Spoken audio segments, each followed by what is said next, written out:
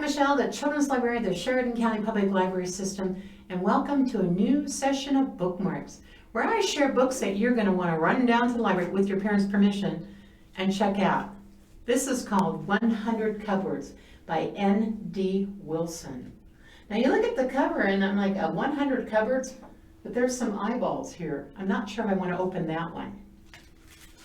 And it goes like this. Ooh. There's a map of all the cupboards. But they're not just cupboards. There's something magical.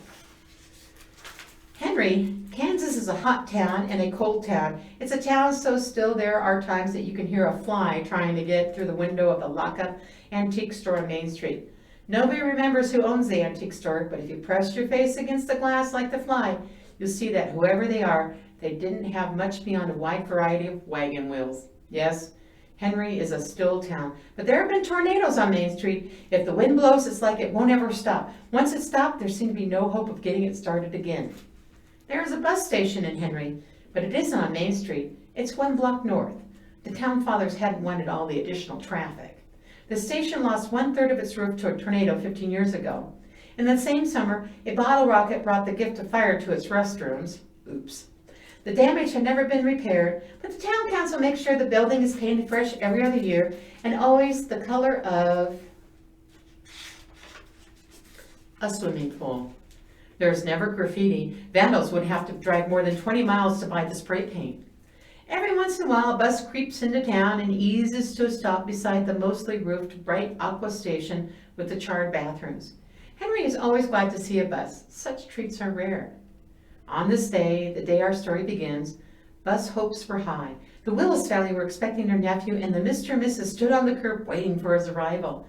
Mrs. Willis couldn't hold nearly as still as the town. She was brimful of nervous energy and busily stepped on and off the curb as she's waiting for the bus to take her off to another lifetime of grammar school and jump rope.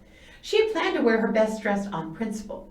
It was she had no idea which of her dresses were best or how to begin the selection process. It was even possible that she didn't have a dress that was the best. So she had remained in her sweatpants and t-shirt. She had been canning in her kitchen and looked pleasant despite the faded teal of her pants. Her face was steam ruddy and happy, and her brown hair, which was originally been pulled back in a ponytail, had struggled free. On this day, if you got a close enough look, her nephew would be hugging. She smelled very strongly of peaches. She was medium build in every direction, and she was called Dottie by her friends. Dots by her husband, and Mrs. Willis by everyone else.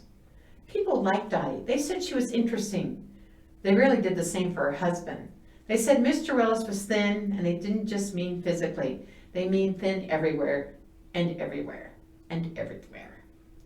Dottie saw much more than that thin. She liked him. Frank Willis didn't seem to know as much of anything beyond that. Mrs. Willis stopped her stepping and backed away from the curb. Something was shimmering on the highway. The bus was coming. She nudged Frank and pointed. He didn't seem to notice. The Henry on the bus was not a town in Kansas. He was simply a 12-year-old boy on a slow bus from Boston, waiting to meet an aunt and uncle he had not seen since the age of 4. He was not looking forward to reuniting with Aunt Dottie and Uncle Frank, not because in any way he disliked them, but because he had led a life that taught him not to look forward to anything. The bus stopped aimed a shower of metallic grunts. Henry walked to the front, said goodbye to a talkative old woman, stepped to the curb into a lung taste of diesel. The bus lurched off, the taste faded. They found that he was being held tight by someone rather soft, though not large, and smell of diesel that had been replaced by peaches. His aunt held him back by the shoulders, her smile faded, she became suddenly serious. We are both so sorry about your parents. 100 Cupboards by N.D. Wilson.